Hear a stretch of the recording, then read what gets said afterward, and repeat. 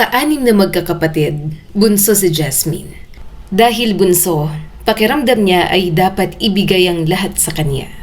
Bilang anak, umaasa siyang maibibigay ng mga magulang niya lahat ng kanyang pangangailangan. Gayunpaman, naiinis siya sa ate niyang si Jenny Rose, ang naging breadwinner ng kanilang pamilya magmula noong magkanda leche-leche ang kanilang mga buhay. Naiinis siya rito dahil palautos at sobrang bossy sa kanilang magkakapatid. Ngunit ano ang gagawin niya kung bigla na lang itong umalis? Iniwan silang magkakapatid at hindi na sila nilingon kahit kailan. Ito ang kwento ni Jasmine, isang kapatid na mabubuo ang galit para sa kanyang ate na si Jenny Rose, na basta na lang silang iniwan. Ako si Skylar at sabay-sabay nating pakinggan ang kanyang kwento.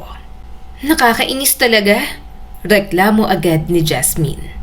Unang araw ng pasukan, maaga pa lang ay gising na si Jasmine. Pero hindi tulad ng ibang estudyante na excited pumasok sa bagong school year. Pagdilat pa lang ng mga mata, mabigat na agad ang pakiramdam niya. Nakahiga si Jasmine sa manipis na kutsyon habang nakatitig sa kisame nilang may mga bahagi ng nagbibitak-bitak. Sa tabi niya ay nakapatong ang lumang bag na noong nakaraang taon na niyang ginagamit. Kupas na ang kulay at may bahagi pang tinahi na lang ng ate niya para hindi tuluyang masira. Napabuntong hininga siya. Bakit kasi mumurahing bag lang ang binili sa akin? Papayag akong lumang gamitin ko, basta yung original sana. Nakakabwisit talaga. Grade 8 na si Jasmine. Dapat masaya siya. Pero paano siya matutuwa kung hindi pa kompleto ang mga gamit niya? Dahan-dahan siyang bumangon at tiningnan ang mga notebook na dala niya. Kulang pang gamit ko. Yung ibang notebook, recycled pa mula last school year. Nakakainis talaga. Lahat ng kaklase niya, sigurado may bagong bag, bagong notebook, bagong sapatos, at kompletong school supplies. Pero siya, kulang-kulang na naman. Napakagat siya sa labi. Pakiramdam niya ay lagi na lang siyang naghihintay. Hinihintay ang sahod ng papa niya. Hinihintay na magkaroon ng maayos na buhay. Pero parang walang nangyayari. Tahimik na lang siyang nag-asikaso at nag-makeup. Kulang man sa gamit. At least maganda. Narinig niyang umubo ang mama niya mula sa kabilang bahagi ng bahay. Saglit siyang napatingin doon. Nakahiga ang mama niya sa lumang sofa. Payat na ito ngayon kumpara dati. Madalas na rin itong mapagod. Alam ni Jasmine na may sakit ang mama niya. Alam niyang hindi na ito makapagtrabaho. Pero kahit alam niya yon, hindi pa rin nawawala ang inis na bumabalot sa kanya. Kasi kahit naman noong wala pa itong sakit, likas na tamad na at hindi magtagal sa isang trabaho. Napag-iinitan pa nga sila ng ulo kapag pagod sa trabaho. Maya-maya, lumabas si Jasmine ng kwarto at nakita ang ate niyang si Jenny Rose na nagluluto ng itlog para sa almusal. Maaga ka yata ngayon, sabi ni Jenny Rose. Hindi inaalis ang tingin sa kawali. Unang araw ng pasukan, kaya baka maraming pila sa school. Okay lang na malate, kumain ka muna bago umalis para hindi sumakit ang tiyan mo. Inilapag ni Jasmine ang bag sa upuan. Kulang pang gamit ko, ate. Huwag kang mag-alala kung kulang pang gamit mo dahil makakaraos din tayo. Susubukan kong makabili kapag may dumating ng pera. Pangako ng kanyang ate. Lalo namang napasimangot si Jasmine. Pero ate, puro ganyan na lang naman lagi ang sinasabi mo. Ng enrollment, sabi mo makukumpleto rin agad. Hanggang ngayon kulang pa rin ang notebook at ballpen. Nagbigay na lang sila ng list ng mga kailangan ko. Nasa GC na namin, pati sapatos ko halos masira na. Nakakahiya kaya pumasok na ganito. Humigpit ang hawak ni Jenny Rose sa sandok. Hindi ko naman sinasabing hindi kita bibilhan. Ang problema kasi wala pang dumarating na pera. Alam mo namang hindi pa sumasahod si Papa. Hindi rin sapat ang kinikita ko para mabili agad ang lahat ng kailangan ninyo. Hindi lang naman ikaw ang pumapasok dito. Hinahati-hati ko pa sa inyo. Kaya sana naman, maghintay ka muna. Napairap si Jasmine. Ate, bakit? Kaming tatlo lang naman ate ko rin at Kuya Leo ang pinag-aaral mo ah. Hindi na sina Kuya Dylan at Kuya Christian. Napalingon si Jenny Rose. Ano bang akala mo sa sahod ko sa factory? Kasing laki ng kita ni Henry C. Saka isa pa nga lang mahirap na. 3 pa kayo. Hindi na siya sumagot. Tahimik siyang kumain habang lalong sumasama ang loob. Sa isip niya, kung talagang gusto ng ate niya, magagawa naman ito ng paraan. Mamayang hapon pa ang pasok ni Corinne na grade 9 at ni Leo na senior high. Kaya siya lang ang pumasok ng sandaling yon. Pagdating niya sa school ay mas lalo lamang siyang nainis. Punong-puno ng estudyante ang campus. Masaya ang karamihan, nagkukwentuhan, hanggang napatingin siya sa gamit ng iba niyang mga kaklase. At habang nakikita yun ni Jasmine, pakiramdam niya lalo siyang naiiba. Napatingin siya sa sapatos niya na manipis na ang swelas. Masikip na rin. Kapag matagal siyang naglalakad ay sumasakit na ang mga paa niya. Napabuntong hininga siya. Nakakainis talaga. Bago bang bag mo? Biglang tanong ng kaibigan niyang si Mariel. Bahagya siyang humarap dito. Hindi. Ngumiti ito habang ipinapakita ang pink nitong backpack. Regalo ni mama kahapon. Tapos binilhan din niya ako ng bagong sapatos. Ang saya nga eh. Sabi niya, deserve ko raw dahil mataas ang grades ko ng grade 7. Ngumiti si Jasmine, pero pilit lang yon. Maganda? Ikaw, bago rin ba gamit mo? Saglit siyang natigilan nang silipin nito ang bag niya. Hindi, nakakainis nga eh. Hindi ako binili ng bagong bag kasi okay pa naman daw. Ang kuripot ni ate, ayaw ilagay sa lugar. Tumawa si Mariel. Hayaan mo na, wag mong i-pressure ang ate mo. Baka wala lang talaga kayong perang pambili. Bahagyang na-offend si Jasmine doon. Gayunpaman, wala siyang masabi. Kasi totoo naman ngang wala silang pera. Hindi siya katulad ni Mariel na may kaya sa buhay. Buong araw ay hindi siya makapag-concentrate. Habang nagtuturo ang advisor nila, nakatingin lamang siya sa mga notebook ng kaklase niya. Makakapal, malilinis at kompleto. Samantalang siya ay intermediate pa muna nagsusulat kasi kulang pang notebook niya. Tuwing may ibinibigay na requirements ang mga guro, lalo siyang nai-stress. May activity, mga kailangang bilhin, at lahat ng yon, kailangan niya ng pera. Paano niya bibilhin kung pambaon lang ang binibigay ni Jenny Rose sa kanya? Sana naman, magpadala na si Papa mamaya, o kaya may pera na si ate.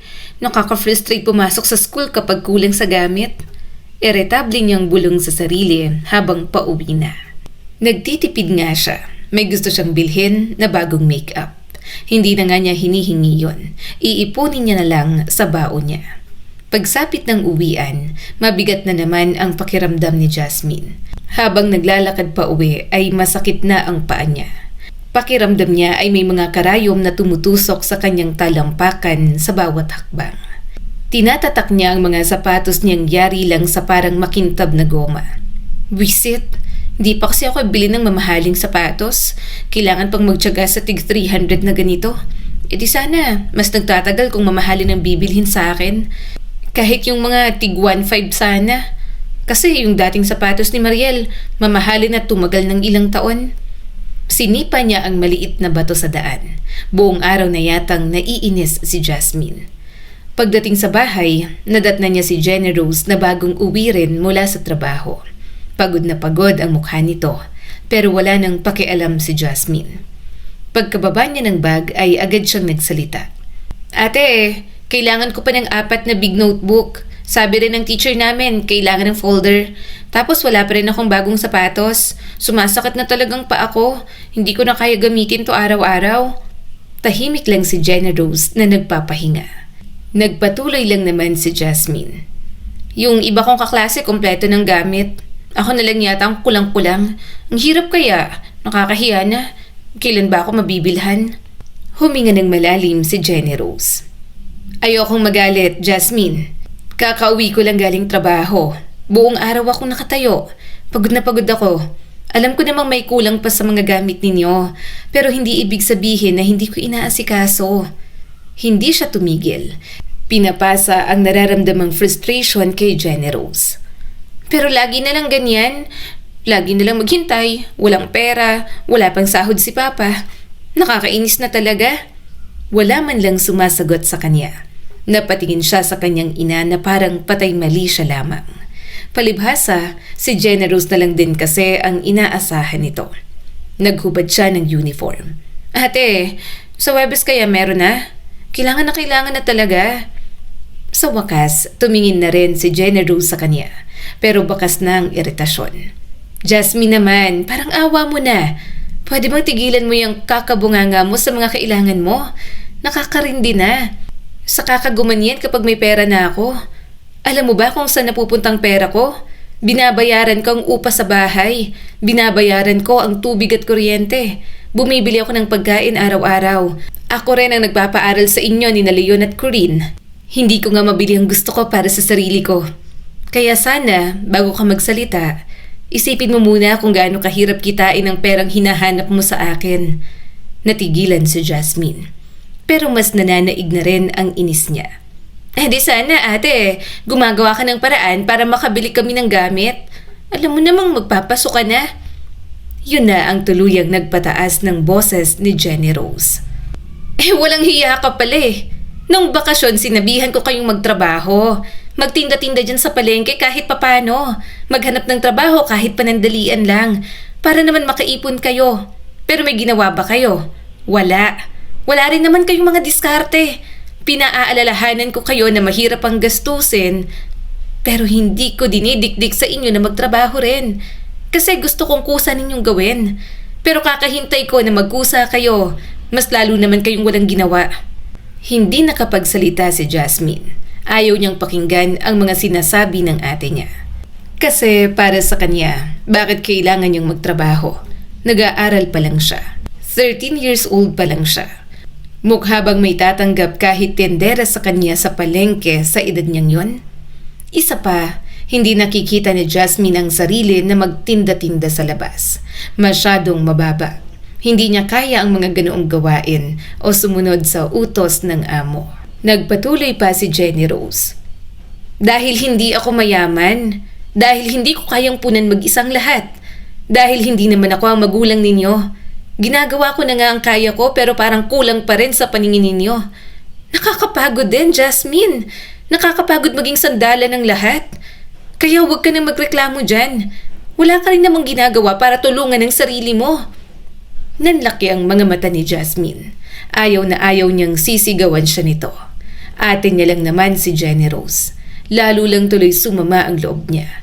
Pakiramdam niya, siya pa ngayon ang masama.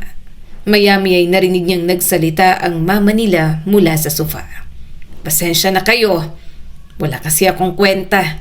Kung nakakapagtrabaho lang sana ako, hindi kayo mahihirapan ng ganito. Kasalanan ko rin naman kung bakit ganito ang buhay natin. Pasensya na talaga. Napapikit si Jasmine. Yun na naman. Palagi na lang ganon. Kapag may problema, magsusorry ang mama niya. Kapag may tensyon, magsusorry lang ito. At sa bawat pagsusorry nito, lalo lang bumibigat ang pakiramdam niya. Hindi naman noon nababago ang sitwasyon nila. Hindi rin naman sila nagkakapera. Mas lalo lang siyang nakakaramdam ng guilt. At ayaw niya ng ganoong pakiramdam. Kinagabihan, dumating sina Dylan at Christian. Masayang nagkukwentuhan ang dalawa habang kumakain. May dala pang milk tea si Christian. Si Dylan naman ay may bagong earphones. Napatingin doon si Jasmine. Hindi niya napigilang magsalita. May pambili kayo niyan, pero wala kayong ambag sa gamit namin. Ano na naman problema mo? Tanong ni Dylan. Totoo naman, nagtatrabaho kayo, pero parang wala naman kayong pakialam sa bahay. Kung nag-aambag din sana kayo, di sana hindi lahat kay Ate Jenny Rose. Masayahay ang buhay natin. Umismid si Dylan. Hindi lahat ng pera ko obligado kong ibigay rito. Pinaghirapan ko rin yun. Kung gusto mong magkapera ng sayo, edi magtrabaho ka. Magtrabaho kayong tatlo. Ilang taon na kayo, di ba? Oo nga, dagdag ni Christian. May sarili rin kaming gastusin. Hindi naman pwedeng lahat ibigay namin. Lalong nainis si Jasmine. Sa paningin niya, napakadamot ng mga ito. Pareho namang may trabaho at kumikita. Pero si Jenny Rose lang ang halos gumagastos para sa bahay. Napatingin siya sa ate niya. Tahimik lamang itong kumakain. Mukhang wala ng lakas makipagtalo. Galit pa rin siya. Masama pa rin ang loob ni Jasmine. Kung bakit ba naman kasi ganun pa ang kanilang buhay. Lumipas ang ilang linggo matapos ang unang araw ng pasukan. Kahit paano ay nakompleto na ang mga gamit niya, pati ng iba pa niyang mga kapatid na nag-aaral. Ate, may ambagan kami. Dagdagan mong baon ko, sambit ni Jasmine. Napalingon sa kanya si Jenny Rose. Wala pa akong pera. Sapat lang sa budget. Ibawas mo na lang sa baon mo. Saka hindi ba nag-iipon ka? Nakakabili ka nga ng bagong damit at makeup. Simpleng ambagan. Sa akin mo pa iaasa? Tumalikod si Jasmine at napairap. Bakit pa kasi papakialaman ang ipon niya? Ipon niya naman yon. Siyang naghirap at nagtiis na hindi mag-recess para lang maipon ang perang yon. Kahit galing pa sa pabaon ni Jenny Rose, sa kanya pa rin yon. May ibang pinaglalaanan ang perang pinag-iipunan niya. Nung ako ang pumapasok, nagtitinda pa ako sa classroom ng kung ano-anong candy para lang makapag-ambag sa mga ganyang contribution. Kwento na naman ni Jenny Rose. Hirap sa inyo, wala kayong ibang ginawa kundi humingi. Matuto naman kayong dumiskarte kapag may mga ganyan. Sinasalo ko na nga lahat ng problema dito sa bahay. Ako pa rin dyan sa mga problema nyo sa school. Muli siyang napairap habang nagpapalit ng damit. Yun na naman ang ate niya. Kinukumpara na naman ang mga kaya nitong gawin noon sa kayang gawin nila ngayon. Naiinis siya na tumutulong nga ito sa kanila. Pinag-aaral sila pero parang sa bawat araw nahihiling sila ng mga pangangailangan nila. Palagi na lang may kasamang sermon. Dumagdag pa sa kanyang inis na sa mga panahong yon, hindi pa rin nagpapadala ang papa nila. Kapag nagtatanong sila kung kailan darating ang pera, iisa lang lagi ang sagot. Kailan ba raw magpapadala si papa? Tanong niya na lang kay Jenny Rose para maiba ang usapan. Napabuntong hininga si Jenny Rose. Malay ko, si mama naman palagi niyang kausap. Pero alam ko may problema na raw lagi sa kumpanya. Nalulugi raw, hindi pa raw sumasahod, kaya wala pang masabi si Papa kung kailan. Paulit-ulit namang ganon. 3 taon nang hindi maayos ang sahod ng kanilang ama. Yun din ang dahilan kung bakit natigil sa college si Jenny Rose. Hindi rin nakatungtong ng college si Dylan na hindi naman kayang pagsabayin ang pag-aaral at pagtatrabaho. Kaya nagtrabaho na lang. Si Christian naman, nabalak na lang hanggang senior high lamang ang tatapusin. Sa totoo lang, lahat ng mayroon sa pamilya ni Jasmine, nakakainis talaga para sa kanya. Ang ate niya, inako ang pagiging breadwinner. Hindi naman maibigay lahat sa kanila. Ang mama niya, hindi makapagtrabaho. May sakit, pero nahilig pa talaga sa scatter kapag may pera. Pagkatapos ay may mga kuya pa siyang makasarili at hindi man lang iniisip ang ibang kapatid. Saan mo nabili yung top mo? Ang ganda! Gusto ko rin magkaroon ng ganyan. Sambit ni Jasmine nang makita ang extra shirt na baon ni Mariel. Napangiti ang kanyang kaibigan. Sa mall, ng Sabado, pumunta kami ng mall. Binili niya kami ng damit. Ang ganda, no? Tumango na lang si Jasmine. Gusto niya rin magkaroon ng ganon. Nakikita niya rin yon sa ibang pina-follow niyang influencer. Kaso, wala talaga siyang pera kaya hindi siya makasabay sa uso. Isang hapon, pagka-uwi ni Jasmine mula sa school, agad niyang naramdaman na may kakaiba. Tahimik ang bahay. Pagpasok niya sa sala, agad niyang nakita ang mama niya. Naupo ito sa lumang sofa. Namumugto ang mga mata, namumula ang ilong at umiiyak. Napatigal si Jasmine sa paglalakad. Mama, bakit ka umiiyak? Hindi niya madalas makitang umiiyak ang mama niya ng ganoon. Mama, hindi ito agad sumagot. Patuloy lamang sa pagpunas ng luha. Lumapit pa siya rito. Mama, ano pong nangyari? Nanginginig ang mga labi nito at parang hirap itong magsalita. Pagkaraan ng ilang segundo ay tuluyan itong napahagulgol. May iba na ang papa mo. Hindi agad nakaimik si Jasmine. Tinitigan lamang niya ang kanyang ina. Mama, may babae na siya. Matagal na pala. Kaya pala hindi nagpapadala. Kaya hindi na tumatawag. Kaya hindi na tayo pinapansin. Napakurap si Jasmine. Parang wala siyang maramdaman noong una. Walang galit, gulat o kahit anong sakit. Hanggang sa dahan-dahang pumasok sa isip niya ang mga sinabi ng mama niya. May babae na si Papa? Napatingin siya sa sahig. Kaya hindi na siya gaanong nagpapadala sa atin kasi may iba na siya. Mabigat ang katotohanan yon, pero hindi niya alam kung bakit hindi siya gaanong nasurpresa. Parang matagal na niyang alam na ganoon. Sa loob ng 3 taon, halos wala namang pakialam ang papa nila. Madalang tumawag, mag-message, at madalang nang magtanong kung kumusta sila. Kapag may kailangan sila sa school, si Jenny Rose ang gumagawa ng paraan. Kapag walang pagkain, si Jenny Rose ang naghahanap ng pera. Kapag may bayarin, si Jenny Rose ang nagbabayad.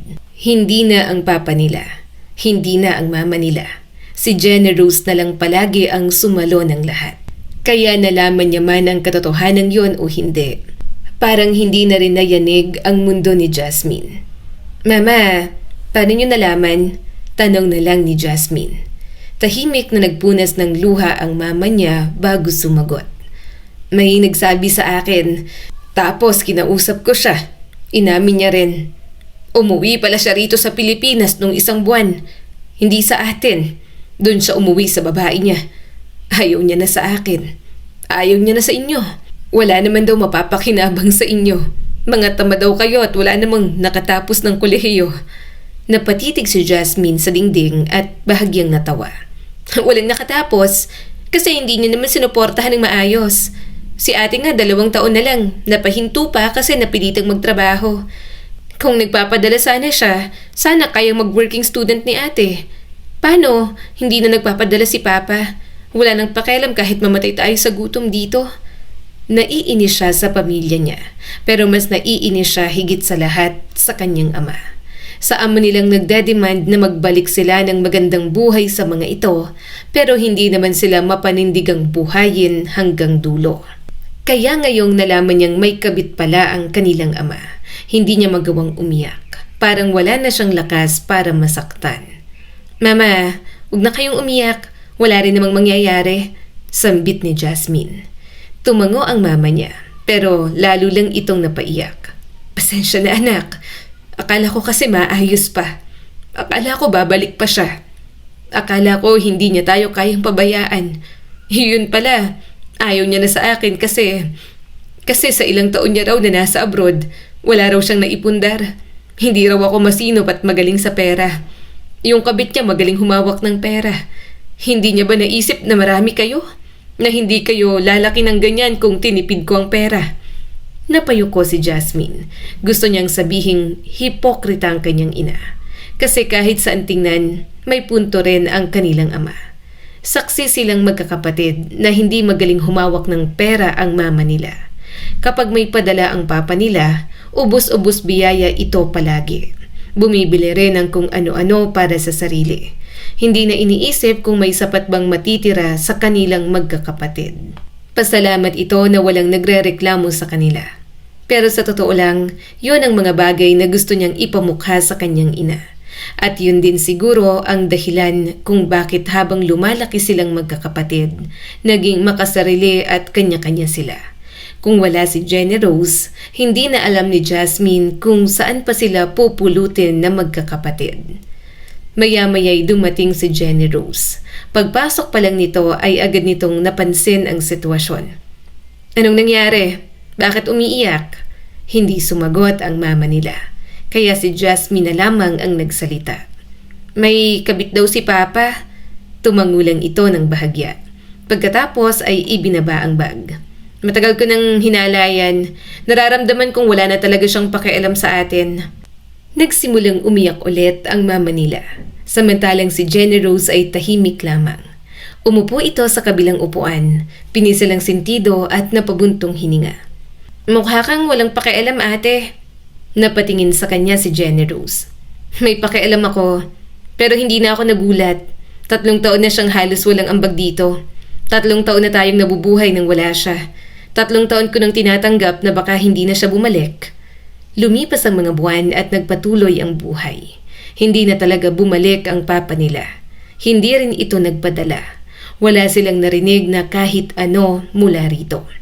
At habang tumatagal, napapansin ni Jasmine na kahit papaano ay hindi naman sila nagugutom. Hindi naman sila napapaalis sa bahay. Hindi naman sila tumitigil sa pag-aaral. Late man ang ibang pangangailangan, dumarating pa rin. Pero hindi niya yon masyadong iniisip. Para sa kanya, responsibilidad yon ng ate niya. Matanda na ito, may trabaho na. Alam na nito ang ginagawa nito kahit wala ang kanilang ama. Hanggang sa dumating ang araw na hindi niya inaasahan. Isang umaga, naging mabilis ang lahat. Nasa paaralan siya nang makatanggap ng tawag. At nang marinig niya ang boses ni Jenny Rose, agad siyang kinabahan. "Jasmine, umuwi ka na." "Bakit? Anong nangyari?" "Basta, umuwi ka na lang." Nanginginig ang boses na sambit ni Jenny Rose. "Wala na si Mama. Kaya pumunta ka na rito at mag-absent ka muna." Parang may bumagsak sa loob ng kanyang dibdib. Hindi niya maalala ang buong biyahe pa uwi o kung paano siya nakarating. Ang naaalala lang niya ay ang bahay. "Mama?" Nanginig ang boses niya. "Mama?" Lumapit siya pero wala na ang kanyang ina. Nasa kabaong na ito at wala ng buhay. Marami man siyang pagtatampo rito, masakit pa rin mawala ng ina. Sa gitna ng pag-iyak niya, napansin niya si Jenny Rose. Nakatayo ito sa isang sulok, may hawak na cellphone at may kausap. Kung hindi tumatawag, may kinakausap. Kung hindi may kinakausap, may pinupuntahan. At ang pinaka nakapagtataka, hindi ito umiiyak kahit isang beses o kahit kaunti. Naiinis si Jasmine habang pinagmamasdan ito. Paano nagagawa ng ate niyang hindi umiyak? Hindi ba nito mahal ang mama nila kahit paano? Hindi ba ito nasasaktan? Kinagabihan ay lumapit siya rito. "Ate, bakit hindi ka umiiyak? Alam kong maraming pagkukulang sa atin si Mama. Pero hindi ka talaga naapektuhan sa pagkamatay niya?" Ibinato nito ang hawak na papel. "Marami pa akong kailangan gawin. Paano ko iisipin ang sarili kong damdamin kung marami akong kailangan pang tapusin? Naapektuhan ako sa pagkamatay niya, pero sa ibang paraan. Kailangan ko ng pambayad sa punerarya. Kailangan ko ng pambayad sa libing. Kailangan kong maghanap ng mahihiraman. Kailangan kong asikasuhin lahat. Kapag umiyak ako ng umiyak ngayon, walang gagalaw. Bakit? Kapag nagluksa ako buong araw, kikilos ba kayo? Natahimik si Jasmine. Bigla siyang nahiya, kaya hindi na lamang siya nagsalita. Sa mga sumunod na araw, nakita niya kung paano, kung saan-saan nagpupunta si Jenny Rose. Minsan gabi na itong nakakauwi at halos hindi natutulog. Minsan hindi na nakakakain sa tamang oras, pero tuloy pa rin.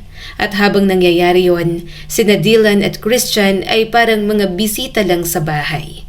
Naroon, may ambag paminsan-minsan, pero si Jenny Rose pa rin ang pangunahing gumagawa ng lahat.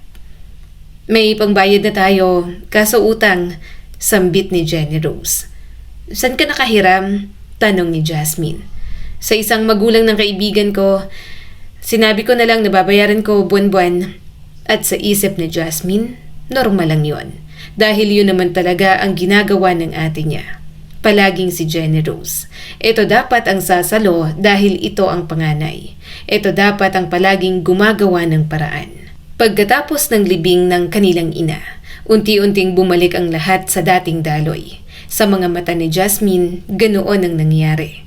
Nagpatuloy ang pagpasok niya sa school. Nagpatuloy ang pagtatrabaho ni Jenny Rose para sa kanila. Nagpatuloy ang mga bayarin at ang mga buhay nilang magkakapatid na sila-sila na lang talaga. Sa unang mga linggo, madalas pa ring malungkot si Jasmine.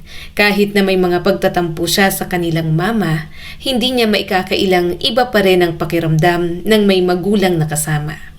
"Kamusta sa inyo?" tanong ng kaibigan niyang si Mariel habang kumakain sila ng waffle. Nilunok niya muna ang kinakain. "So far, ayos lang naman. Nakakasurvive kahit papano. Nandiyan naman si ate. Hindi kami pinapabayaan. Nandiyan naman si mama o wala. Ganun pa rin naman siya.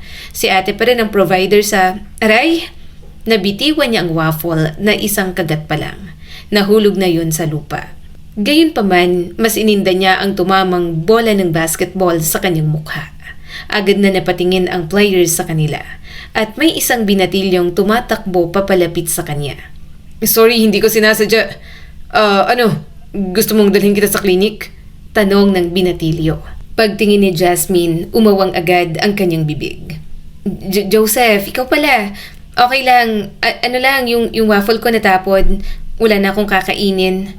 Namumula si Jasmine. Hindi niya na alam kung saan siya namumula.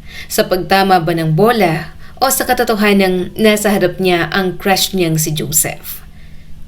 Sorry. Napakamot si Joseph sa ulo at tumingin muna sa teammates nito. Saglit lang. Tuloy niyo na lang ang laro nang wala ako. Muling humarap si Joseph sa kanya. Sige, ako na lang ang bibili ng waffle mo. Papalitan ko na lang. Pero sure ka bang hindi na kita dadalhin sa klinik? Namumula ka oh. Nauutal siyang sumagot. Oo, okay lang ako. Maya-maya'y umalis na ito sa harap niya. Nang magkatinginan sila ni Mariel, palihim siyang kinilig. Alam naman kasi nito na crush niya si Joseph. Nang pabalik na si Joseph, agad silang umayos na dalawa. Pagbalik nito, may dala na itong waffle at isang baso ng mango shake.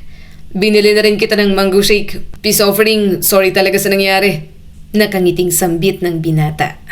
Tumango si Jasmine at tinanggap yon. Walang problema. Okay lang. Maraming salamat. Nang makaalis ito, napangiti na lang siya. Kahit natamaan si Jasmine ng bola, okay lang kasi nakita naman niya ang crush niyang si Joseph. Pero ang maganda niyang mood nawawala na talaga kapag nasa bahay. Kinagabihan habang gumagawa siya ng assignment sa sala, napansin niyang matagal nang nakaupo si Jenny Rose sa hapag. Tahimik lang ito at nakatitig sa isang maliit na notebook. Hindi man lang gumagalaw at parang wala sa sarili.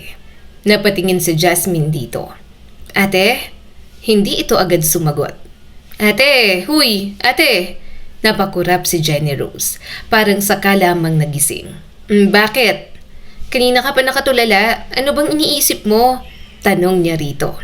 Mabilis na naligpit ng ate niya ang mga gamit nito. Wala.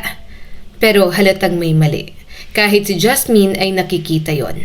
Mas pumayat ito matapos mamatay ng kanilang ina. Mas madalas din itong tahimik. Hindi na ito gaanong nakikipagbiruan o madalas tumawa. Kung dati ay nakakapagsalita pa ito ng maayos, ngayon ay para bang palaging may mabigat na pasan. Naiinis minsan si Jasmine kapag nakikita niya yon. Hindi niya maintindihan kung bakit parang napakalaki ng problema ng ate niya. Hindi ba't tapos na ang libing? Hindi ba't nakaraos naman sila? Hindi ba't buhay pa rin silang lahat?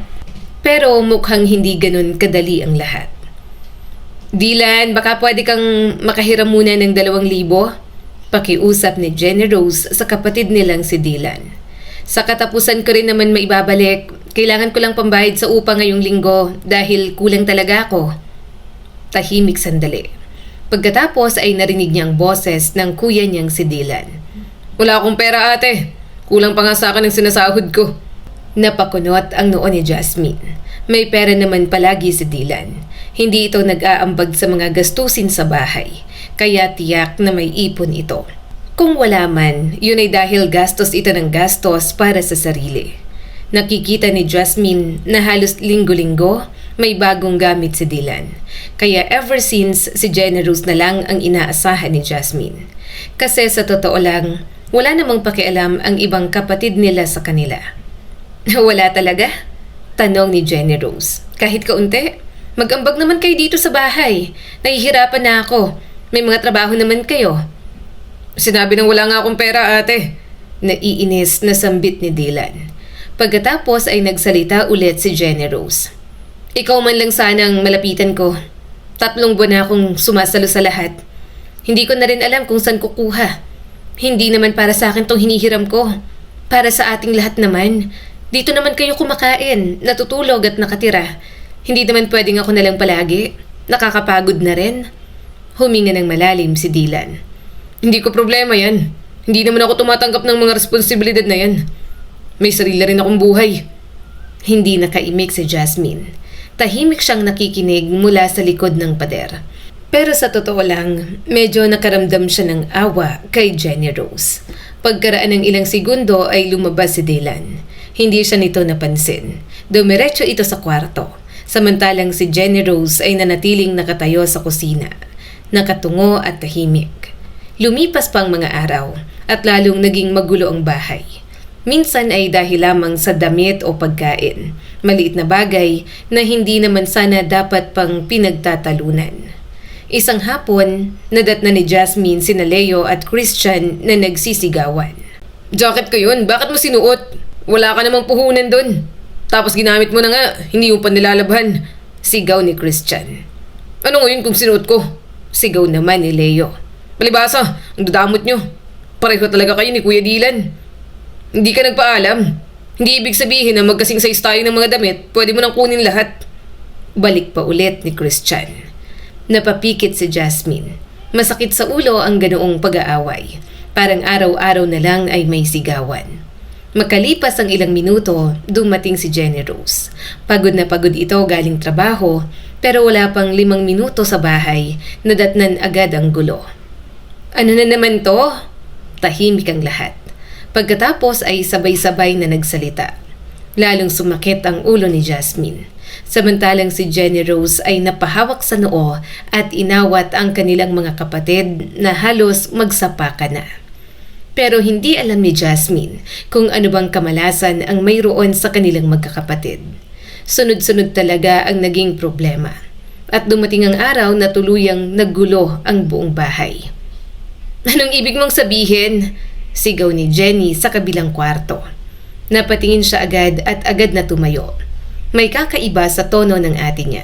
Hindi niya madalas marinig yon, kaya agad siyang naalarma. Pagpunta ni Jasmine, nakita niyang nakatayo si Corinne, namumutla at nakayuko.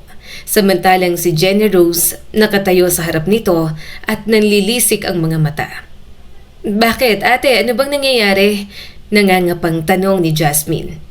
"Etong si Corinne, buntis!" Bulalas ni Jenny Rose at muling bumaling kay Corinne. "Akala ko nag-aaral. Magpapabuntis lang pala sa boyfriend. Kung alam ko lang na magpapabuntis ka, hindi na sana kita pinag-aral. Kung tutuusin, kapatid nyo lang naman ako. Hindi ko kayo dapat responsibilidad. Pero dahil bulag ako sa pagmamahal ko sa inyo, mas inuuna ko kayo kaysa sa sarili ko." Naniga si Jasmine. Ang totoo, hindi niya alam kung ano ang dapat maramdaman. Siguro dahil hindi naman siya ang nagpapaaral kay Corinne. Hindi rin sila gaanong close. Sariling desisyon yon ng kapatid nila. "Ate, huwag kang sumigaw. Nakakahiya sa mga kapitbahay." Mahinang pakiusap ni Corinne. Pero mas lalong nagalit si Jenny Rose. "Huwag sumigaw? Yun ang sasabihin mo? Corinne, hindi mo ba naiintindihan ang sitwasyon natin? Wala na si Mama. Wala na tayong maaasahang ama. Baon pa tayo sa utang. Tapos sasabihin mo sa akin, buntis ka? At nahihiya ka pa sa lagay na yan.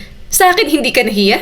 Pinag-aaral kita, binubuhay ko kayo kahit kapatid ko lang naman kayo tapos ganyan ka pa." Tumulo na ang mga luha ni Corinne at hindi na rin nagpatalo sa pagsagot kay Jenny Rose. "Ano bang gusto mong gawin ko? Nangyari na. Hindi ko na mababago. Hindi ko naman ginusto na ganitong mangyari.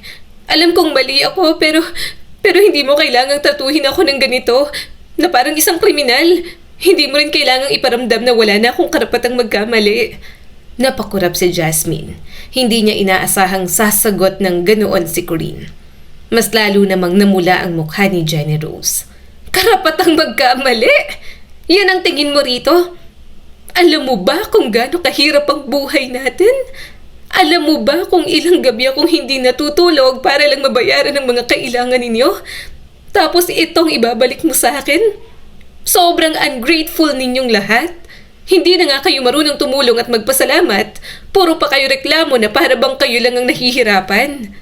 Napalunok si Jasmine. Pakiramdam niya, sa kanya rin tumama ang mga salitang yon. Tama naman si Jenny Rose. Bihira nga silang magpasalamat sa mga bagay na ginagawa ng ate nila para sa kanila. "Huwag ka na mag-alala ate," singhal ni Corinne kay Jenny Rose at punong-puno ng hinanakit. "Sasama na lang ako sa boyfriend ko. Hindi na ako magiging pabigat dito. Mas okay ako ron kaysa sumbatan mo ako ng sumbatan dito. Hindi naman pala maluwag sa loob mo ang pagtulong sa amin." Napatingin si Jasmine kay Jenny Rose. Hindi na ito nakaimik at sa katahimikang yon, nakita ni Jasmine ang pagbabago sa mukha ng kanyang ate. Hindi na lamang galit. Nandoon na rin ang sakit na parang unti-unting tumusok dito. Ate Corinne, sure ka bang sasama ka roon sa boyfriend mo? Tanong ni Jasmine habang pinagmamasdan itong mag-impake ng mga gamit. Napalingon sa kanya si Corinne. Bakit? May choice pa ba ako rito? Sa tingin mo ba tatanggapin pa ako ni Ate Jenny Rose? Buntis na ako. Na-disappoint siya at ngayon sinusumbatan ako. Sasama lang ang loob ko at baka araw-araw lang kaming magkasagutan. Buntis na ako kaya tama lang na sa puder na lang ako ng boyfriend ko. Mataman niya itong tiningnan. Pero paano ka nakakasigurado na mas maayos ang buhay mo kapag pumunta ka sa boyfriend mo? Kasing edad mo lang naman ang boyfriend mo, di ba? Paano kanya bubuhayin? Saka ang magiging baby nyo? Hindi ko alam. Hindi ako kailanman magiging sigurado, Jasmine. Napabuntong hininga ang kanyang kapatid. Ang alam ko lang, mas magiging sigurado ako sa kanya kasi siyang ama ng anak ko. May kaya naman sila at mukhang mabait naman ang parents ng boyfriend ko. Magalit man sila, baka hindi kami matiis. Isa pa, mahal niya ako at sinabi naman niya na paninindigan niya ako. Hindi gaanong ma-process na Jasmine ang mga sinabi ni Corinne. Para sa kanya, nobyo man yon ng kanyang kapatid. Hindi dapat ipagkatiwala ang buhay sa isang taong hindi naman ganap na pamilya. Gayunpaman, hindi niya rin naman ito masisising mag-isip ng ganoon. Magkaiba sila ni Corinne. Magkaiba mga desisyon na ginagawa nila, na humubog sa kung sino sila sa bawat araw. Tuluyan ngang umalis si Corinne. Nung una, pinag-uusapan pa yon sa bahay. Madalas marinig ni Jasmine ang pangalan ni Corinne sa mga usapan. Hindi makaget over si Jenny Rose sa ginawa ng kapatid nila. Hinayaan na lang niya. Iniisip ni Jasmine na yun na lang talaga ang paraan ng ate niya para ilabas lahat ng galit at pagkadismaya. Nakakapagod. Pagod na ako. Mahinang sambit ni Jenny Rose. Napatingin si Jasmine dito habang nagbabasa ng libro. Si Ate Corinne na naman ang iniisip mo? Pagod itong tumingin sa kanya. Oo, pero hindi lang naman siyang nakakapagod. Hindi niya masyadong inintindi ang sinabi ng ate niya. May nag-chat kasi sa cellphone niya, kaya doon natuon ang kanyang pansin. Hindi niya napansin na pumunta na pala sa kusina si Jenny Rose. Ano to? Bigla nitong bulalas pagkatapos buksan ang kaldero. Wala nang ulam? Nagtira pa kayo ng kanin. Sunog na totong naman. Napatingin siya rito. Medyo lutang pa sa masayang pinag-uusapan nila ni Mariel. Ha? Ewan ko. Nagsaing at nagluto naman ako kanina. Kumain yata si na kuya. Ano? Sana man lang pinagbukod mo ako at pinagluto mo man lang ulit ako. Alam mo naman kung anong oras ang uwi ko at pagod ako galing trabaho. Reklamo pa ni Jenny Rose. Pero hindi niya nagaanong pinansin. Napunta na naman kasi ang atensyon niya sa pakikipag-chat kay Mariel. May kinikwento ito tungkol sa crush niya. Kaya napapangiti siya. Kaya lang, muntik nang mabitiwan ni Jasmine ang cellphone sa gulat. Paano ba naman, bigla na lang hinulog ni Jenny Rose ang mga takip ng kaldero. Nagdadabog na hindi naman ito madalas ginagawa. Nakakainis! Nakakabwisit na talagang buhay na to. Bulalas ni Jenny Rose at padabog na dumiretso sa kwarto. Bahagya siyang na-guilty, pero naisip ni Jasmine na hindi niya naman kasalanan. Nagluto naman siya. Ginawa niya ang dapat gawin. Hindi naman siya ang umubos ng pagkain, kaya bakit siya ang pinag-iinitan nito? Ano na naman ang problema mo? Tanong ni Mariel nang pumasok siya kinabukasan. Ang aga-aga nakabusangot ka. Nagkwento agad sa Jasmine. Paano ba naman yung ate ko? Akala mo kung sinong hari ron sa bahay. Hindi ko naman kasalanan na naubos ang pagkain. Hindi naman ako kumain. Yung ibang kapatid naman namin. Pero ako ang pinagbuntunan. Nakakainis talaga. Hindi porke siya nagpapakain at bumubuhay sa amin ng ganun. Itatrato niya kami na ganito. Napatingin si Mariel sa kanya. Intindihin mo na lang. Baka pagod lang si Ate Jenny Rose mo. Saka iba kasi talaga ang pakiramdam kapag may trabaho. Tapos walang pagkain sa bahay. Si Daddy kapag galing work, mainit ang ulo kapag maingay ang mga kapatid ko. Kasi hindi siya makapagpahinga. Inintindi na lang ni Mommy. Kasi hindi naman yun nakakabawas ng pagkatao ni Daddy. Gaya mo lang din ng ate mo. Umiinit ang ulo kapag hindi nagustuhan ng mga bagay-bagay sa paligid niya. Bahagyang natigilan sa Jasmine. Bigla siyang nakaramdam ng guilt. May punto naman nga si Mariel. Mainit ang ulo ng ate niya kasi pagod ka katrabaho para sa kanila. Magsusorry ba ako? Tanong niya kay Mariel. Tumawa naman ito. Ikaw, bahala ka. Nasa pakiramdam mo naman yan kung dapat ka talagang mag-sorry o hindi. Saka ang ate mo, sa tingin ko naman, ginagawa niyang lahat para sa inyo. Kaya simpleng appreciation sa mga ginagawa niya, sure akong magugustuhan niya yon. Dahil sa mga sinabi ni Mariel, nakapag-isip-isip siya. Tama naman ang kaibigan niya. Hindi naman nila hiningi pero inako ni Jenny Rose ang responsibilidad para sa kanila. Mga walang hiyaman ang kanilang mga kapatid na natili pa rin itong matatag para sa kanila. Kaya bago umuwi, ang ekstrang pera ni Mariel, binili niyang paborito niyang egg pie sa bakery. Bumili rin siya ng murang tsinelas para kay Jenny Rose. Napansin niya kasing manipis na ang tsinelas nito sa bahay. Sana magustuhan to ni ate, nakangiting bulong ni Jasmine habang pauwi. Ipon ko pang ginamit ko rito, ang special niya naman. Pero nang makauwi, wala pa ang kanyang ate. Inisip niyang hindi pa ito nakakauwi mula sa trabaho. Kaya nagluto na siya ng pagkain. Pero pagkalipas ng ilang oras, dumating ang iba nilang kapatid, subalit si Jenny Rose, wala pa rin ng mga sandaling yon. Ha? Bakit hindi pa umuwi si ate? Gabing-gabi na, usal ni Jasmine habang nakatingin sa pinto ng bahay. Tinawagan niya ito pero hindi sumasagot. Chinat niya ang account nito pero hindi rin naman online. Hanggang kinabukasan, nagising siya. Inaantok pa si Jasmine. Masakit pa ang katawan dahil nagpuyat siya sa paggawa ng project at paghihintay kay Jenny Rose. Dahan-dahan siyang bumangon. Nandiyan na siguro si ate. Nakain niya na kaya ang pinagbukod ko sa kanyang pagkain? Tahimik ang bahay. Wala namang kakaiba. Tiningnan niya ang pagkain ng ate niya sa kusina. Hindi pa rin nagagalaw. Ha? Nakauwi na ba siya? May kung anong pakiramdam na hindi niya maipaliwanag. Parang may mali. Parang may kulang. Pumunta siya sa kwarto at nakitang wala roon ang ate niya. Nag-aalala na ako Bakit hindi pa siya umuuwi? Hinimas niya ng palad ang dibdib. Napahinto si Jasmine sa gitna ng sala. Sa kanya lang napansin na wala ang malaking bag ni Jenny Rose. Wala rin ang mga sapatos nito. Wala ang ilang kahon na dati nitong ginagamit. Napalunok si Jasmine. Wala ang mga damit, ibang gamit, litrato at ibang mahalagang gamit ng ate niya. Agad niyang kinuha ang cellphone. Tinawagan niya si Jenny Rose. Nagring at pagkatapos ay namatay. Tinawagan niya ulit ng paulit-ulit hanggang sa lumabas ang mensaheng hindi na matawagan ang number nito. Parang may kung anong bumagsak sa sikmura niya. Nag-message siya pero hindi na na-deliver. Nagpunta siya sa social media account nito pero wala na. Nag-refresh si Jasmine pero wala pa rin. Ano bang nangyayari? Bakit hindi kita makita, ate? Hanggang sa tuluyan niyang napagtanto na deleted na lahat ng account ni Jenny Rose. Para bang sinadya nitong putulin ang lahat ng koneksyon. Napaupo siya sa sofa. Bakit ganito? Anong ginawa ni ate? Naglayas ba siya? Hindi niya maintindihan ang nararamdaman niya. Nalilito siya kasi hindi niya maintindihan kung bakit gagawin yon ni Jenny Rose. Nang gabing yon, dumating sina Dylan at Christian mula sa trabaho. Agad niyang sinalubong ang mga ito. Wala si ate. Napatingin ang dalawa. Wala siya. Wala lahat ng gamit niya. Hindi ko siya matawagan. Natataranta niyang sabi.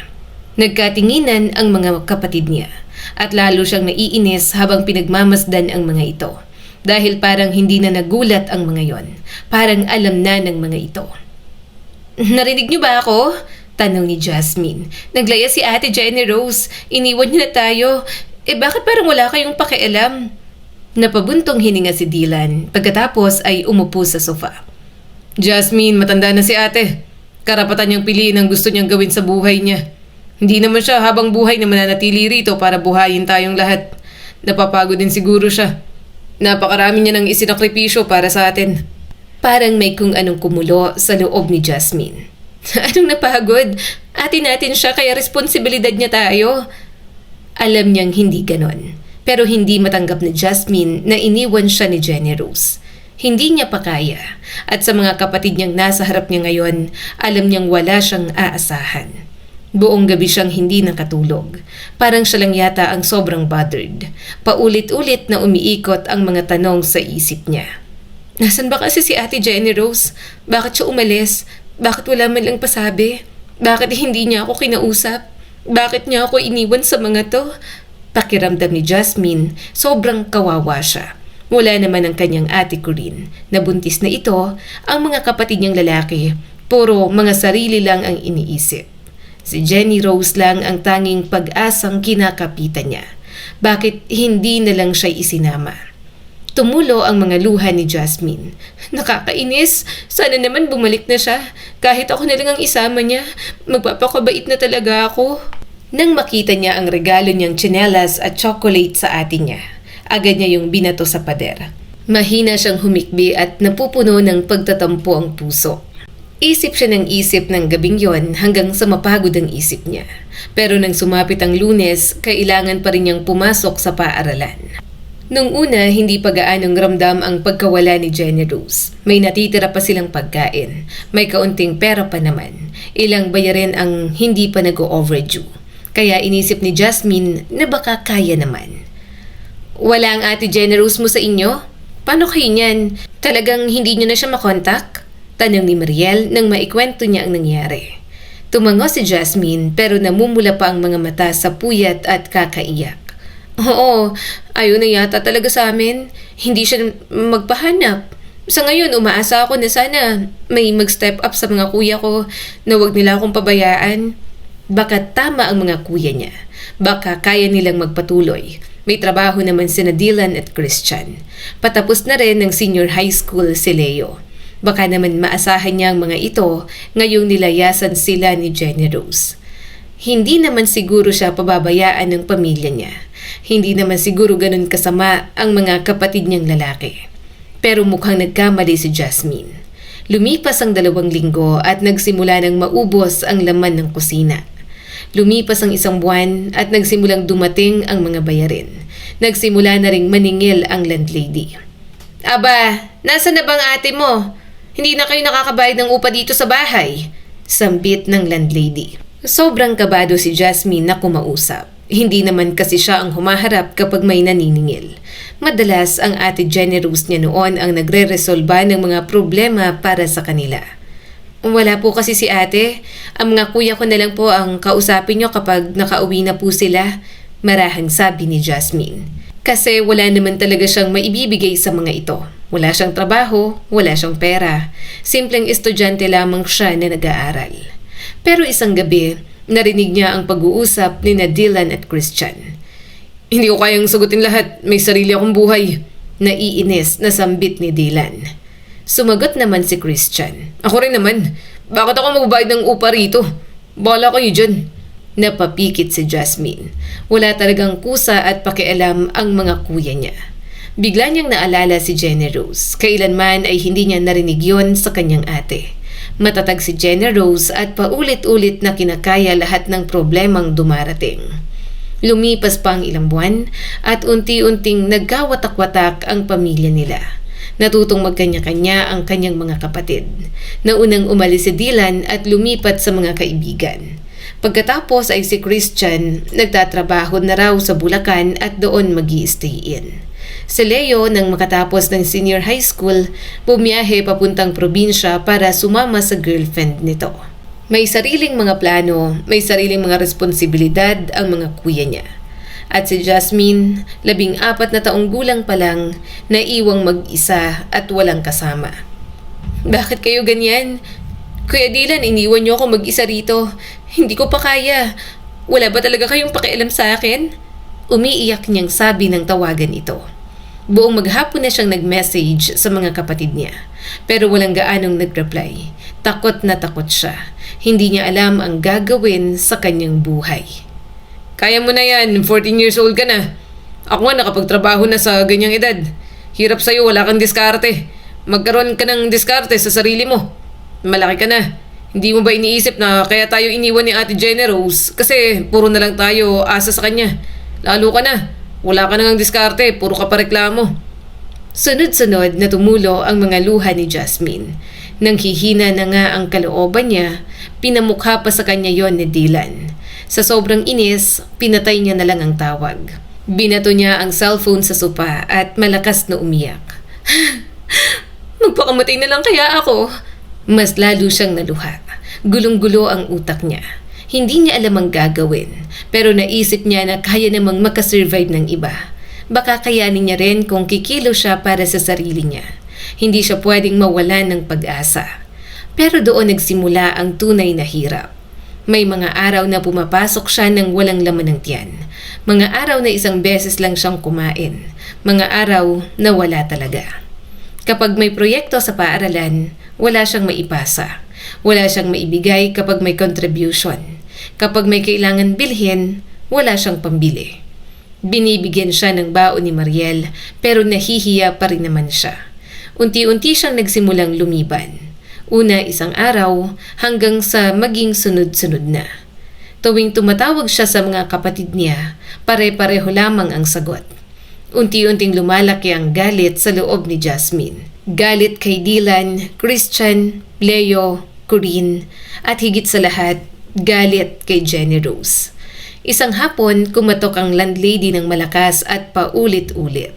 Jasmine! Kinabahan siya at nahulog pa ang kinakain niyang nilagang itlog na pahirapan niya pang nabili. Pero kahit nahulog at marumi na, kinain niya pa rin yon. Hindi niya kasi alam kung kailan siya ulit makakakain. Pagkatapos uminom ng tubig, pinunasan niya ang bibig. Saglit lang po! Dahan-dahan niyang binuksan. Lumabas siya ron, nakatayo ron ang landlady nila. Hindi maganda ang ekspresyon nito habang nakatingin sa kanya. Ilang buwan ang hindi bayad ang upa. Kailan ka lalayas dito? Hindi nakapagsalita si Jasmine. Wala na akong magagawa. Kailangan mo nang umalis dito. Ikaw na lang ang mag-isa dyan at iniwan ka na ng mga kapatid mo. Kailangan mo mong umalis sa linggo. Kasi baka may ibang uupa na sa bahay na yan. Pagkasara ng pinto ay napaupo siya sa sahig. Takot na talaga si Jasmine na harapin ang buhay na siya lamang. Unti-unti, binenta niya ang mga gamit sa bahay. Para kahit papano, magkaroon siya ng pera. Hindi niya rin naman kasi yun madadala kung saan siya magpunta. Wala siyang mapuntahan hanggang sa inaalok siya ng kaibigan niyang si Mariel. Pwede ka muna sa amin. Napatingin siya rito. Sigurado ka ba? Baka istorbo lang ako at maging pabigat. Pero ngumiti si Mariel. Okay lang. Kilala ka naman ni Mommy. Doon ka muna sa amin pansamantala. Saka sabi mo naman, kinakausap mo ng mga tito at tita mo, diba? Pinapalayas ka na sa inyo, kaya sa amin ka na lang muna manirahan. At sa mga sandaling yon, wala na siyang ibang pagpipilian. Nang gabing yon, nakahiga siya sa maliit na kwarto ni Mariel. Tulog na ang kaibigan niya, pero siya ay hindi pa rin makatulog. At habang nakatitig siya sa dilim, unti-unting tumitigas ang puso niya. Kung hindi umalis si Jenny Rose, hindi sana nangyari yon. Kung hindi ito umalis, hindi sila mapapalayas ng ganon. Magkakasama pa sana silang magkakapatid. Kung hindi umalis ang ate niya, hindi siya magiging palaboy na umaasa sa awa ng ibang tao. Basta simula ng araw na iwan siya ni Jenny Rose, alam niyang aalagaan niya ang galit sa matagal na panahon. Hindi nagtagal, umalis din si Jasmine sa bahay ni Mariel. Hindi dahil pinalaya siya nito o masama ang trato sa kanya. Tinamaan lang talaga siya ng hiya. Hindi mo naman kailangang umalis dito kung wala ka pa talagang matutuluyan at kung medyo nagdadalawang isip ka pa sa mga tito mo, sambit ni Mariel sa kanya. Umiling si Jasmine habang inaayos ang mga gamit. Salamat sa pagpapatuloy sa akin. Mabait kayo at masaya ako na tinulungan niyo ako. Pero nakakahiya pa rin kasi hindi naman tayo magkapamilya, Mariel. Habang nandoon si Jasmine, hindi matigil ang pag-iisip niya na pabigat lang siya roon. Kapag naghahapunan sila, naiisip niya na isa siyang dagdag na bibig na pinapakain. Kapag nakikitulog siya sa kwarto ni Mariel, naiisip niya na nakikihati siya sa espasyong hindi naman para sa kanya. Hindi siya dapat kasama sa binibigyan ng baon, pero yon at kasama pa si Jasmine sa bilang. Mabait ang pamilya ng kaibigan niya. Sobrang bait at yon ang lalong nagpapahirap sa kanya. Dahil habang mabait ang mga ito, mas lalo niyang nararamdaman na wala siyang karapatang manatili roon habang buhay. Huminga ng malalim si Jasmine. Matagal na akong nakikita rito. Nahihiya na ako sa parents mo. Nahihiya na rin ako sa'yo. Hindi naman pwedeng habang buhay akong nandito. Umiling si Mariel. Hindi ka naman namin pinapaalis. Hindi rin kita tinitingnan bilang pabigat. Kung kailangan mo pa ng panahon, okay lang sa amin. Kaibigan kita kaya natural lang natulungan kita. Napakagat si Jasmine sa labi. Lalo lamang sumikip ang dibdib niya. Dahil yun mismo ang dahilan kung bakit gusto niyang umalis. Ayaw niyang masanay sa kabutihan ng ibang tao. Baka matulad na naman na masanay siya sa ibang tao at bandang huli ay iwan lang din. Pagkaraan ng ilang araw, lumipat siya sa bahay ng tito at tita niya. Nung una, akala niya'y magiging maayos ang lahat. Kadugo niya ang mga ito, pamilya niya na rin kahit papaano. Pero mali pa rin si Jasmine. Sa unang linggo pa lang, naramdaman na niya ang pagkakaiba. Tuwing madaling araw, siya ang unang gigising, magwawalis, maghuhugas ng pinggan, maglalaba at maglilinis ng bakuran. "Oy, Jasmine, lutuin mo nga to," utos ng kanyang tita. "Nang may pakinabang ka naman." "Sige po, tita." Nung una, tiniis ni Jasmine. Nakikitira lang siya. Kailangan niyang makisama at huwag magreklamo. Hindi katulad ng mga tito at tita niya si Jenna Rose na kaya niyang pagreklamuhan. Pero habang lumilipas ang mga buwan, mas lalo niyang nararamdaman na hindi siya kamag-anak doon. Parang katulong, utusan at taong pinapakain kapalit ng trabaho. "Jasmine!" sigaw ng tita niya. Agad siyang tumayo. "Po? Bakit hindi pa tapos ang labada? Tanghali na oh!" Nagpuna siya ng pawis. "Marami po kasi, saka may mga iba pa po akong ginawa." Napairap naman ito. "Kung mas mabilis ka kumilos, tapos na sana yan. Huwag kang puro dahilan. Nakikitira ka na nga lang dito at palamon pa. Ang kupad pang kumilos." Parang may malamig na tubig na ibinuhos sa kanya. Hindi na bago ang mga salitang yon, pero sa tuwing maririnig ni Jasmine, parang may kung anong sumasaksak sa dibdib niya. Nang gabing yun, hindi siya makatulog. Nakatingin lang siya sa kisame at muli na namang bumalik sa isip niya ang pangalan ni Jenna Rose. "Kung hindi mo ako iniwan, ate, wala sana ako rito. Hindi sana ako nakikitira sa pamilyang to." Lalong tumitindi ang galit niya. Parang apoy na hindi namamatay. Parang sugat na hindi naghihilom. Makalipas ang ilang buwan, nakahanap siya ng trabaho sa isang maliit na patahian. Mababa ang sahod pero para kay Jasmine, mas mabuti yon kaysa manatili siya sa bahay ng kanyang tito at tita.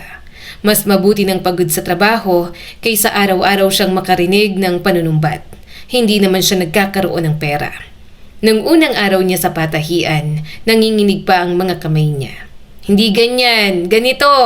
Ayusin mo. Kapag pangit ang padaan mo sa makina, pangit na rin yung ibang parte. Mas tatagal ang trabaho."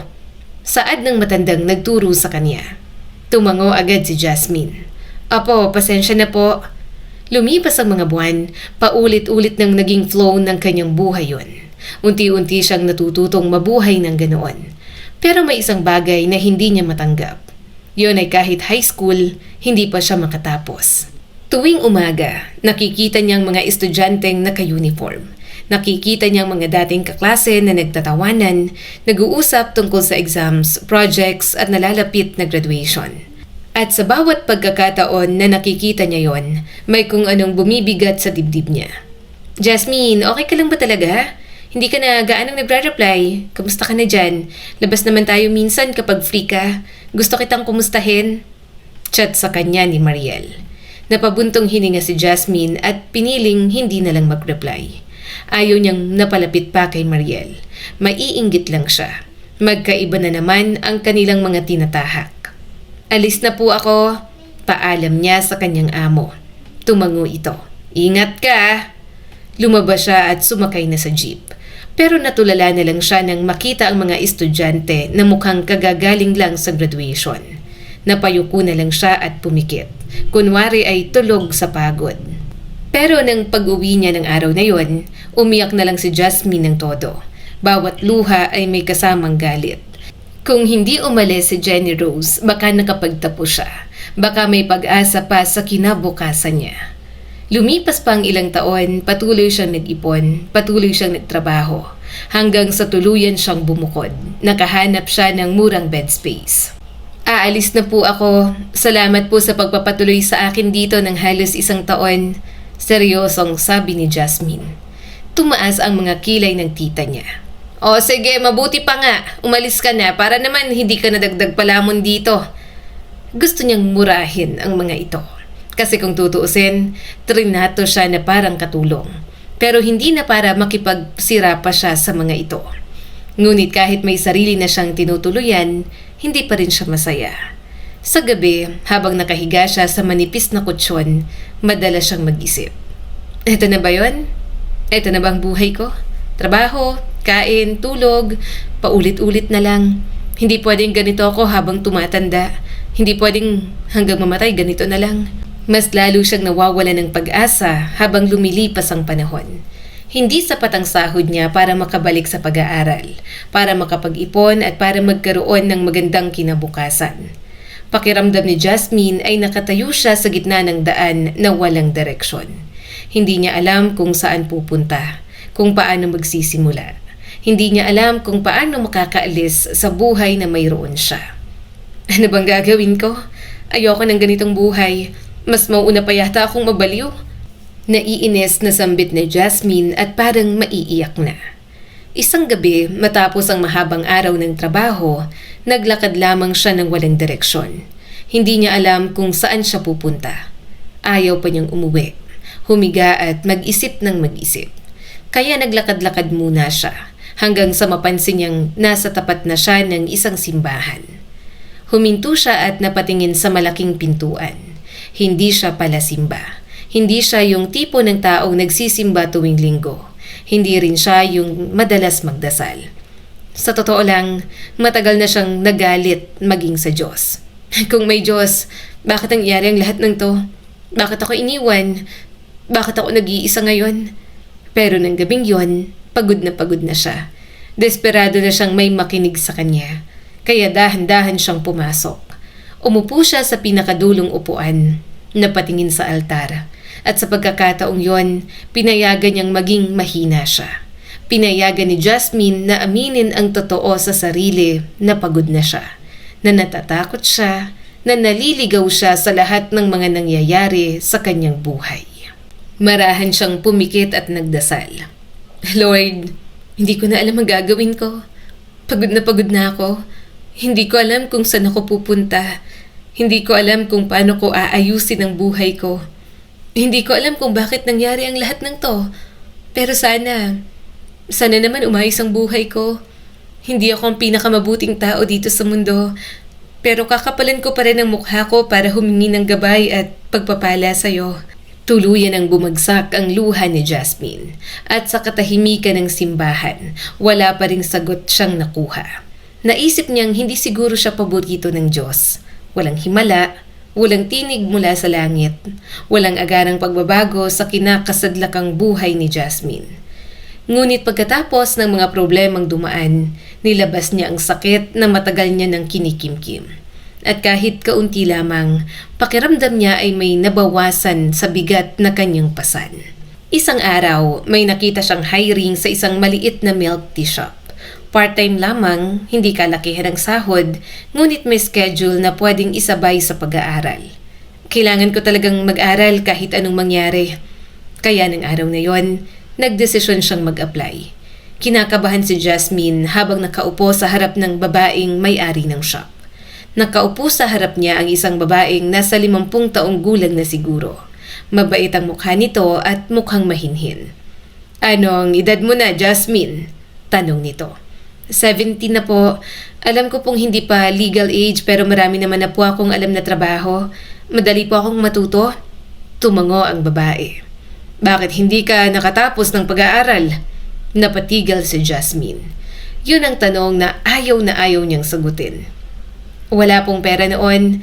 Naiwan po ako mag-isa. Kinailangan kong magtrabaho para sa sarili ko. Nahirapan po talaga ako mag-adjust. Tahimik ang ginang ng ilang segundo. Pagkatapos ay ngumiti ito ng marahan. Maraming batang sumusuko kapag nangyari yan. Pero nandito ka pa rin, nag-a-apply ka pa rin. Ibig sabihin, hindi ka pa sumusuko. Hindi alam ni Jasmine kung bakit. pero bigla siyang napaiwas ng tingin. Parang bigla na lamang may nag-comfort sa kanya kahit hindi niya hiningi. Kalaunan, natanggap siya sa trabaho. At doon nagsimula ang isa pang yugto ng buhay ni Jasmine.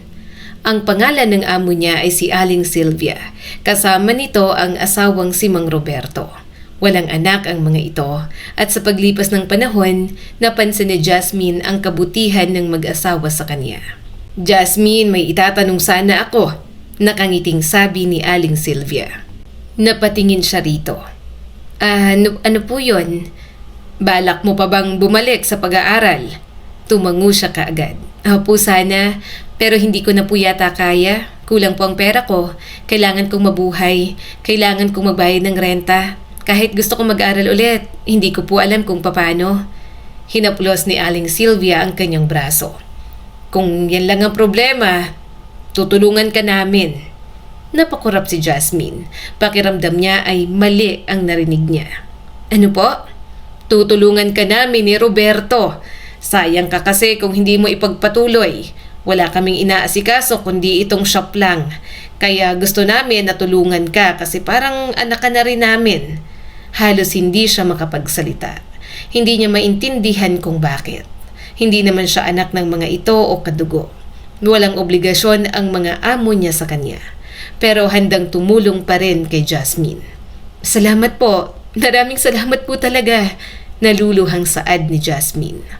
Makalipas ang ilang buwan, bumalik siya sa pag-aaral. Sa umaga, estudyante. Sa hapon at gabi, empleyado siya sa milk tea shop. Madalas kulang ang tulog niya, masakit ang katawan niya at gusto na niyang sumuko. "Umuwi ka ng maaga ngayon," bili ni Sylvia. Napatingin siya rito. "May exam po ako bukas kaya mag-aaral pa po ako." Tumawa si Aling Sylvia. "Kaya nga sinasabi kong umuwi ka na." Napangiti si Jasmine. "Salamat po palagi." Lumipas ang mga taon, nakatapos siya ng kolehiyo sa tulong ng mag-asawa sa kanya. At kahit isang beses, wala siyang narinig na panunumbat o paghingi ng kapalit mula sa mga ito. Nagkaroon siya ng mas maayos na trabaho at doon niya nakilala ang lalaking naging asawa niya. Walang iba kundi si Adrian. Hindi perpekto si Adrian at hindi rin sobrang gwapong lalaki. Ngunit mabait ito, masipag, mapagkakatiwalaan at higit sa lahat, hindi siya nito iniwan. "Anong gusto mong mangyari sa buhay mo?" tanong ni Adrian habang sabay silang nagdi-dinner pagkatapos ng office work. Napaisip si Jasmine ng matagal. "Gusto kong magkaroon ng sariling negosyo. Hindi naman siguro habang buhay na magtatrabaho tayo sa office." Ngumiti ang kanyang boyfriend. Ako gusto ko rin. Gusto ko ng quality time kapag nagkaroon tayo ng mga anak na kahit busy sa hanap buhay, may oras pa rin tayo para sa kanila." Mahinang tumawa si Jasmine. Nagagalak sa mga plano nito para sa kanilang dalawa. "Gusto kong magkaroon ng bahay. Gusto ko na hindi naman problema sa pera ang mga magiging anak natin sa future." Hinawakan ni Adrian ang kanyang kamay. "Huwag kang mag-alala. Kaya natin yun. Mag-ipon tayo para sa future nating dalawa, kasamang magiging mga anak natin." Pagkaraan ng ilang taon, nagkatuluyan sila. At dahan-dahang nabuo ang buhay na minsan ay inakala niyang hindi niya kailanman mararating. Nagkaroon sila ng maliliit na shop, sapat upang mabuhay ng komportable. Hindi na magutom at hindi na mangamba kung saan kukuha ng pambayad kinabukasan. At sa wakas, naging maayos ang buhay ni Jasmine. Ngunit kahit naging maayos ang buhay niya, may isang bagay na hindi kailanman tuluyang gumaling. Nandoon pa rin ang galit. "Mama, nasan po ang mga tito at tita ko sa side mo? Kay Papa lang po ang alam ko?" Tanong ng panganay niyang anak na si Dahlia. Ngumuso si Jasmine. "Walang ganun anak. Hindi ko na alam kung nasaan sila." Pero ang totoo, may idea naman talaga si Jasmine.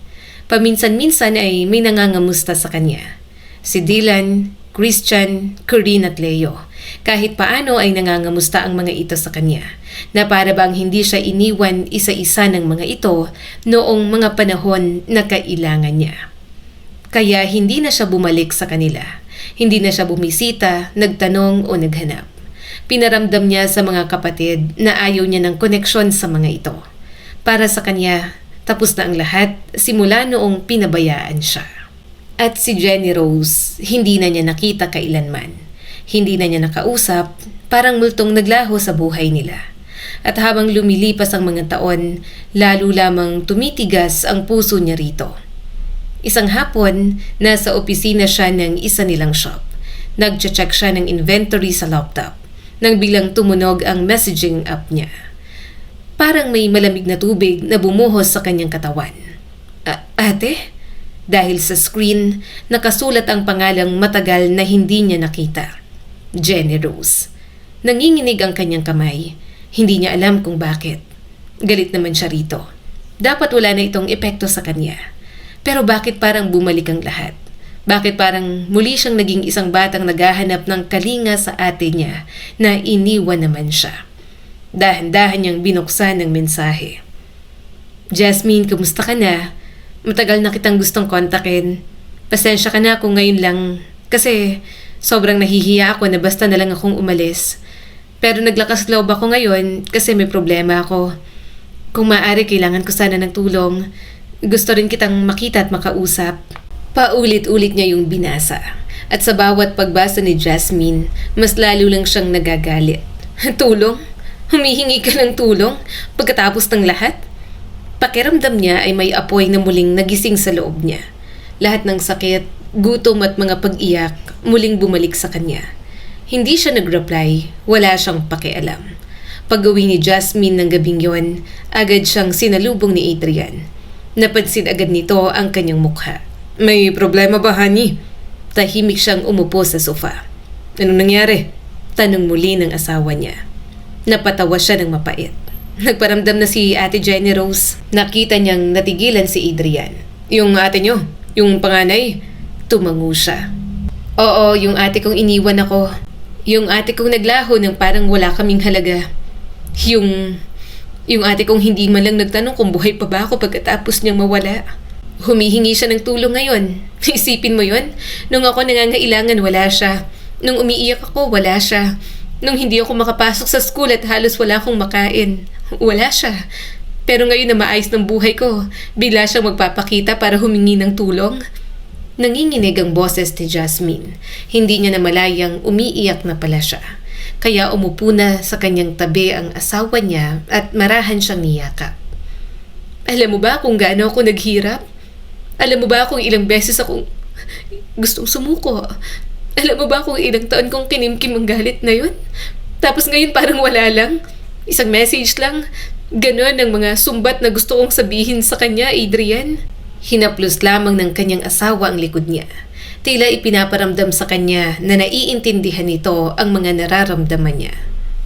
Ilang araw ang lumipas matapos mag-message ni Jenny Rose. Maraming beses niyang naisip na i-block ito.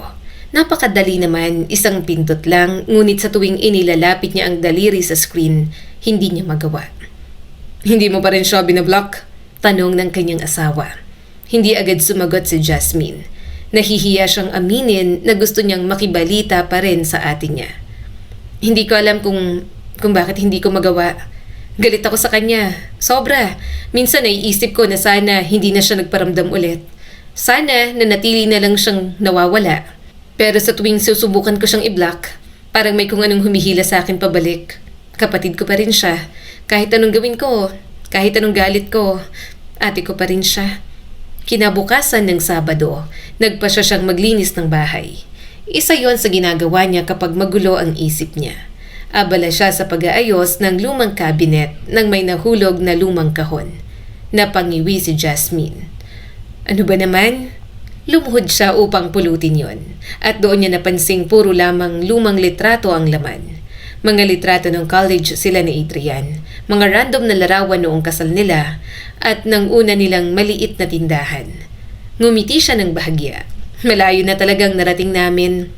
Isa-isang binabalikan ng mga mata niya ang mga larawan.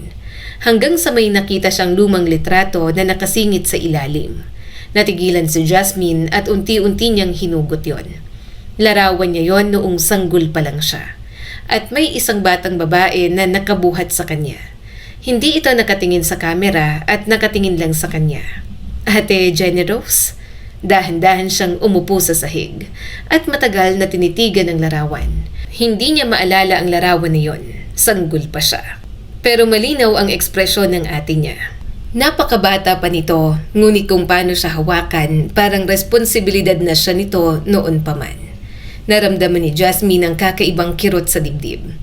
Mas madali kapag galit ako sa kanya, pero bakit nakakaramdam ako ng ganito? Naalala niya, madalas ay si Jenny Rose ang sumusundo sa kanya sa school noong bata. Halos ito ang naging nanay niya. Mas naging nanay pa kaysa sa kanyang ina.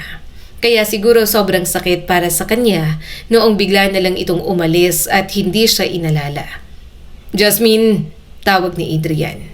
Agad nitong napansin ang larawan sa kamay niya. Naalala mo ang ate mo? Tumango siya. Hindi maalis ang tingin sa litrato. Baby pa ako rito. Mukha kaming masaya. Alam mo kung anong nakakainis? Ilang taon akong nagalit sa kanya pero ngayong nagparamdam na siya, pakiramdam ko, galit lang ako kasi iniwan niya ako. Na kung babalik siya, kaya ko siyang tanggapin ulit. Hindi ko alam na ganito kalambot ang puso ko, Adrian. Pero kay Ate Jenny Rose mo lang, sa kanya ka lang hindi makatiis, sambit ng asawa niya. Kasi alam mo sa sarili mo na kahit naging turning point ng buhay mo ang pag-iwan niya sa'yo, hindi mo pa rin may tatanggi na may naitulong siya.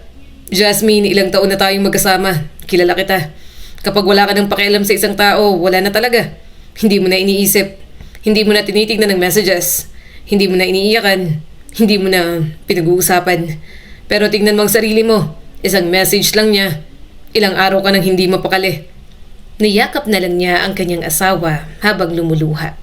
Alam na alam talaga nito ang tinutumbok ng kanyang damdamin. Kaya simula ng araw na yon, nagdesisyon siya na makipagkita kay Jenny Rose. Hindi rin niya naman kasi matitiis. Siguro, kaya niya talagang kalimutan ang galit kasi kahit paano, naging maayos naman ang buhay niya. Mas natuto siyang magsikap ng umalis na ito. Baka tama ang iba na lahat ng nangyayari sa mga buhay nila may dahilan palagi. At dadalhin sila sa mas maayos na landas. Kinakabahan ka? Tanong ni Adrian. Tumango siya at naramdaman ang hawak ng kamay nito. Medyo hindi ko kasi alam kung paano siya kakausapin. Subalit nang pumasok sa restaurant ang ate niya, umawang ang kanyang bibig. Payat, lubog ng pisngi at kita na ang mga buto sa paligid ng katawan. May bonnet na rin ito sa ulo na halatang wala ng buhok. Sa isang kamay, hawak nito ang isang batang babae na mukhang nasa 10 taon na. Ate, anong nangyari sa'yo? Gulat niyang tanong. Ngumiti ito sa kanya ng matamis. Salamat at pinaunlakan mo ko. Eto, pangit na ba? May kasi ako, leukemia. Matagal na. May taning ng buhay ko. Ilang buwan na lang. Kaya kinapalan ko ng mukha ko sa'yo. Kailangan ko kasi ng taong mapagbibilinan ng anak ko bago ako mawala. Sa'yo lang ako nagtitiwala, Jasmine. Tumawa pa si Jenny Rose na parang simpleng problema lang yon. Pero si Jasmine hindi na makatawa pa. Mabilis siyang tumayo at agad na niyakap si Jenny Rose na ilang taon niyang hindi nakita. Parang lahat ng natitirang galit na mayroon siya ay biglang nawala. Awang-awa siya rito. Hindi niya matanggap na mawawala na ito gayong ngayon lang ulit sila nagtagpo. Huwag kang umiyak. Magiging okay lang din ang lahat. Masaya akong makita ka ulit. Nakangiting sabi pa ni Jenny Rose habang pinupunasan ang kanyang mga luha. May asawa't anak ka na, pero iyakin ka pa rin. Ate, simula ng araw na yon, wala nang paliwanag pa. Ginusto niyang kasama sa bahay si Jenny Rose at ang anak nito. Napag-usapan na rin nila ni Adrian ang gagawin sa pamangkin. Wala namang problema rito kasi kahit ito naawa rin sa kalagayan ni Jenny Rose. Ang gusto lang nila, sulitin ang mga nalalabing oras ng ate niya. Makakahinga na ako ng maluwag, may iwan ng anak ko sa mabuting kamay. Hindi ko na kasi maasahan ng tatay niyan, may ibang pamilya na. Nakangiting sabi ni Jenny Rose habang pinagmamasdan ng anak na makipaglaro sa mga anak niya. Hinawakan ni Jasmine ang kamay nito. Ate, alam kong huli na pero thank you. Thank you sa lahat ng nagawa mo para sa amin.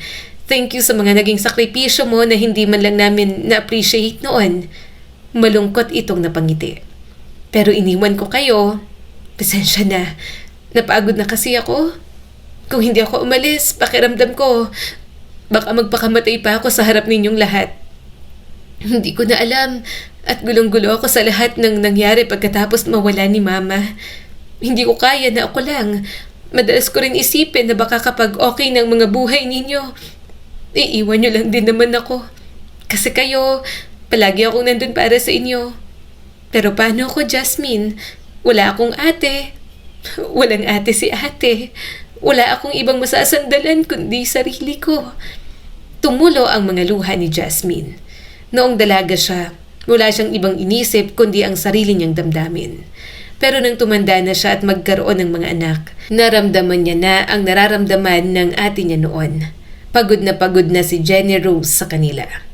Dumantay si Jenny Rose sa balikat niya. Nahihirapan ng huminga kaya mas lalo siyang naluha. Pwede na ba akong magpahinga, Jasmine? Pwede bang sa pagkakataong ito, iba naman ang sumalo ng mga responsibilidad na para sa akin? Mahinang humikbi si Jasmine. Oo naman ate, nandito na ako. Ako nang bahala sa anak mo. Aalagaan namin siya ni Adrian. Pwede ka nang magpahinga. Nang maramdaman niya na tumigil na ang paghinga ni Jenny Rose, mas lalo siyang napaluha. Natanaw niya na patakbong lumalapit ang anak nito. Umiiyak na makitang wala ng buhay ang sariling ina. Pero nang hawakan ng kamay, parang tanggap na rin na kailangan ng magpahinga ni Jenny Rose. Saglit na panahon man ang naibigay, maluwag pa rin kay Jasmine na sa wakas na ibigay na ng Diyos ang pahinga na matagal nang hinihiling ng kanilang walang kapantay na ate. Ang kwentong ito ay nagpapaalala sa atin na hindi natin laging nakikita ang buong bigat ng mga pinagdaraanan ng mga taong nasa paligid natin. Lalo na ng mga taong palaging matatag at laging nagbibigay para sa iba. Madalas, mas tumatatak sa atin ang isang pagkakamali kaysa sa maraming mabubuting bagay na ginawa ng isang tao. Kaya minsan nakakalimutan natin ang mga sakripisyo, pagmamahal at tulong na matagal nilang ibinigay dahil lamang sa isang desisyong nakasakit sa atin. Sa huli, mahalagang matuto tayong maging mas maunawain at mas mag-isip dahil walang taong perpekto. May mga kwento rin at pasaning hindi natin nakikita sa likod ng mga pagkakamaling madaling husgahan. Muli, ako si Skylar at sana ay may bago na naman kayong natutunan sa kwento natin ngayon.